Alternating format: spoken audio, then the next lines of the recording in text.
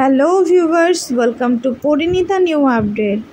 পরিণীতা ধারাবাহিকের নতুন পর্বে দেখা যায় যে পারুলের কলেজে ক্রীড়া প্রতিযোগিতা হবে। সবাই মিলে বিভিন্ন খেলায় অংশগ্রহণ করছে। পারুল নাম দিছে ব্যাডমিন্টন খেলায়। পারুল ব্যাডমিন্টন খুবই ভালো খেলে, কিন্তু সে কথা রায়ান আর শিরিন জানতো না। পারুলকে নাম দিতে দেখে শিরিনও হিংসায় নাম লিখেছে। শিরিন ভাবে যেভাবে হোক সেই প্রতিযোগিতা জিতবে, আর সে বিচারকদেরকে টাকা খাইয়েও হলেও নিজে জেতার কথা চিন্তা করেছে, কিন্তু হলো না। খেলা শুরু হলে পারুল দুর্দান্ত খেলে শিরিনকে হারিয়ে নিজেই চ্যাম্পিয়ন হলো। আর যখনই পারুল চ্যাম্পিয়ন হলো তখন শিরিন রাগে ক্ষোভে সেখান থেকে চলে এলো আর এসে কিছু গুন্ডা ঠিক করলো।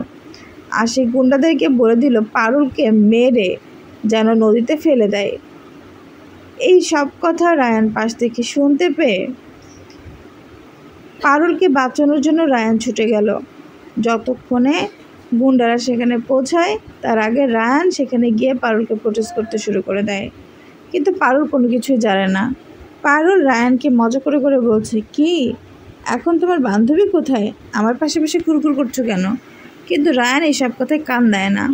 তো বন্ধুরা, তোমাদের কি মনে হয় রায়ানের এই ভালোবাসা দেখে পারুলও কি রায়ানের প্রেমে পড়ে যাবে?